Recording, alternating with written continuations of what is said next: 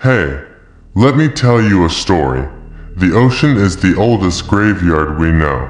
It has swallowed ships, planes, whole crews of men, and left behind only salt and silence.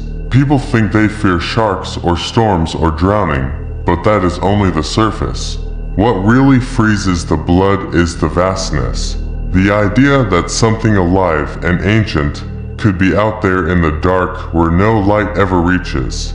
Some call that fear thalassophobia, for others it is simply common sense. Back in 1997, the National Oceanic and Atmospheric Administration recorded a sound in the Pacific. It lasted barely over a minute, low and deep and rising in pitch like something alive. They called it the BLOOP. At first some said it must have been ice cracking, a glacier breaking apart. But the truth is no glacier has lungs. No wall of ice takes a breath and then exhales across 3,000 miles of ocean. It was the loudest underwater sound ever captured, so loud it could be picked up across continents, and then it never repeated. No one admitted to knowing what it really was. Years later, a team of oceanographers decided they would find out. They had heard all the theories. Giant squid, unknown leviathans, creatures from the abyss. Most of them laughed at it in daylight, but every man aboard their research vessel carried the fear inside him. Like a pocket knife he never let go of, they sailed from the west coast under a slate gray sky. The deck slick with rain, the water below looking bottomless and uncaring. On the first night the sonar screen flickered with static and then a pulse. One of the techs swore he saw a moving shape the size of a stadium, but the captain told him it was a glitch. Everyone went to bed with that excuse lodged in their teeth.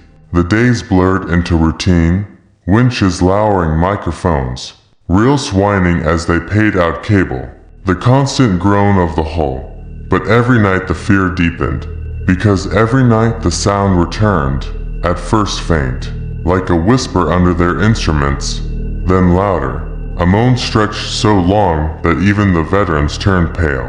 One of them muttered that it sounded like breath, slow and heavy. Another said it reminded him of a door being dragged open under pressure. And nobody laughed then. The ocean was calm, but the crew grew restless. Nobody wanted to be on night watch alone. Some began reporting that they saw shapes in the water at the edge of their lights, enormous masses that sank before focus could catch them. The youngest of the scientists, a woman named Claire, started keeping a journal. She wrote that the ocean felt like an eye, not a place, that every wave looked like the twitch of something buried just below. She said the bloop was not a sound at all, but a signal, a mark of presence, as if something had been disturbed and was waking up. One dawn they replayed the tapes from the night before, and the audio was worse than any of them expected. What had been a faint moan was now thunderous, rattling, like a heartbeat amplified 1,000 times. And hidden under it, almost too quiet to catch, was a second sound, something irregular, something that felt like a reply. Panic set in then. Half the crew wanted to turn back. The captain refused. He said they had come too far and spent too much. But fear is contagious. Men stopped eating. They huddled in corners and stared at the sonar as if it could save them. And the ocean kept whispering back. That night the storm came. Black water smashing the deck. Ropes snapping like whips. The ship rolling on swells as tall as apartment blocks. The microphone still dragged in the water and they picked up everything, the wind, the waves, and then, clear as a voice in a room, the bloop again, only closer. So close it made the steel beams tremble. The crew froze. The storm shrieked, but underneath it was something heavier, something alive and moving. Claire wrote that she felt the ship being lifted from below, not by a wave, but by a hand. She felt the hull slide like a toy pushed across a table, and then it dropped, smashing back into the sea.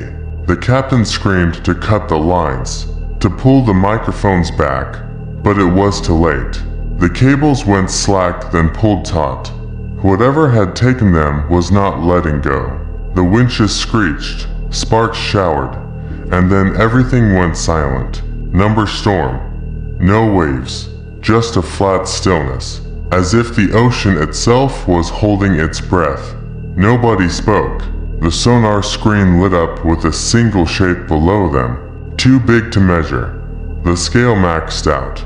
The system crashed trying to define it, and Claire whispered the word no one wanted to say. Alive. The crew barely slept. Dawn broke, but the sun gave no comfort. The sea looked oily, stretched flat, a mirror hiding depth. The captain ordered the engines at full ahead, but the ship felt sluggish, as if something pressed against it from beneath. The men watched the wake and swore it moved wrong, curving, spiraling back toward them. When the radio operator tried to send a distress call, he found only static. Like every channel was being jammed, Claire begged him to keep recording the audio. She said the world had to hear it, that proof mattered more than their safety. The bloop returned again just after noon, shaking every bolt, making coffee spill from cups and knees buckle, and this time it was not alone. The second sound was clear now. It was higher pitched, sharper, like the cry of something in pain. The two noises overlapped and the water around the ship began to churn, first in small eddies, then in spirals so wide they looked like new continents forming on the surface. One of the crew shouted that he saw eyes under the water, but no one could confirm. The ocean was dark as tar. Another claimed the sea itself was rising, swelling in a dome that never broke into a wave. Claire wrote that every instinct told her to run, but there was nowhere to go. Only horizon, only water. That night no one slept. They heard scraping under the hull like claws dragged across metal. The lights flickered, and when they played back the recordings, the sound had changed. It was no longer a moan or a cry. It was rhythm, steady, deliberate, like something knocking, calling. The captain tried to rally them. He said it was just current, just pressure. But his voice cracked and no one believed him. The next morning the microphones picked up a sudden silence, a vacuum, as if the entire ocean had been muted. Then came the strike. The hull lurched sideways. Men fell across the deck. One was thrown against the rail and vanished. The ocean swallowed him without a splash. Just gone. Claire screamed that it was testing them, like a cat with mice. The captain finally gave the order to turn back, but the engines refused to obey. The gauges showed power. The propellers spun, yet the ship crawled as if dragged backward. The sonar lit again, the shape larger than before, so large it filled the entire display, and then the system died. Sparks, black screens, total blindness. They floated in silence until nightfall. Nobody ate, nobody spoke, just waiting. The logbook ends here in fragments, the last page written in Claire's hand. She describes a shadow rising beneath them. So why did eclipse the stars? She wrote that she felt herself lifted again, but this time higher, the sea dripping from some unseen surface. She wrote that she heard a noise like breath, only deeper, and then nothing. When search vessels finally arrived weeks later, they found no wreckage, no debris, only a single recorder sealed in a waterproof case. The tape was damaged, warped, but what remained chilled every man who listened. The bloop was there, loud and rising, followed by silence, then 3 knocks, deliberate and measured. The case was archived, filed away. Officials later claimed it was ice after all.